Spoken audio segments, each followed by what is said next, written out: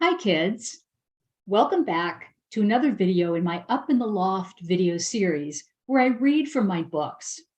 You probably know if you've watched other of my videos that I put on a hat when I start reading, and it's usually a red and white striped hat. It's kind of large and floppy. But today when I put on the hat, it's going to be a different hat, and that's because Southwest Airlines lost my baggage yesterday and the hat was inside my bag. It's supposed to get delivered today, but in the meantime, I'm going to be putting on a different hat, and that's okay. In the first novel in my Tales by Moonlight series, Frankie and the Gift of Fantasy, the protagonist, Frankie Rousseau, is mysteriously sucked through a space-time tunnel to a distant two-mooned planet called Urth. Frankie doesn't know where he is at first, but he quickly senses that he's no longer on our planet. And he adjusts surprisingly well at first. Frankie's the kind of kid who lives in the present moment and pretty much takes life as it comes.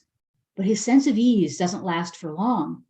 When Frankie sees Urth's two moons for the first time, he freaks out. Let's listen in.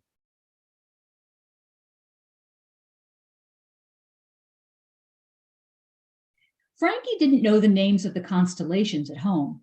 He couldn't point out anything but the Big Dipper on a good night. Thus, he had no clue that the patterns of the stars above him were completely new. What he did notice, however, and with some confusion, was that as soon as the sky got quite dark, it started to get light again, as if the sun was coming back after merely dipping below the horizon. An eerie kind of twilight gradually took the stars away as he sat among the purple fruit, staring at the sky and fantasizing about food. The constellation that had looked like a pile of steaming spaghetti topped with a healthy dose of grated Romano cheese blinked out. The circle of stars shaped like a gooey pizza faded away, and in the east, well, what was in the east requires its own paragraph to describe. Not even starving Frankie could imagine that what was rising above the trees in the east looked anything like food. At first, he thought he was having double vision, and he closed his eyes for a moment to clear them. But when he reopened them, the apparition was still there, two full moons peeking through the tangled branches of the trees.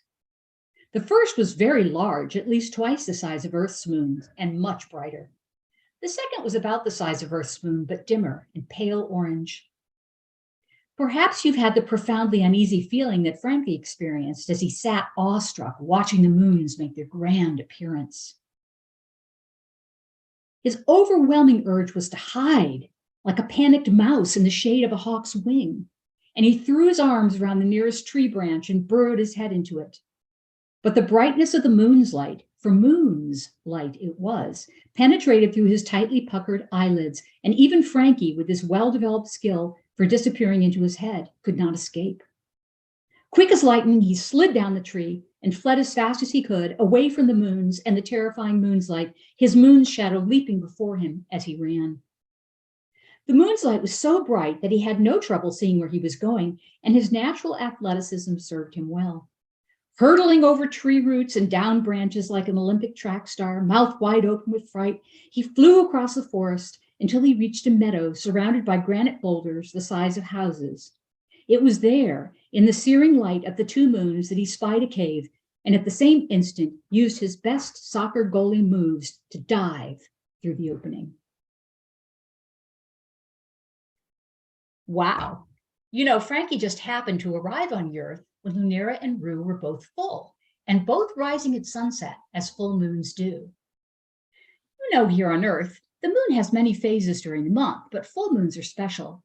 The moon is brightest then because it's reflecting the sun's light directly back at us, and what's more, it's up all night. That's true of Earth's two moons as well. Next time you see Earth's full moon in the sky, check the time.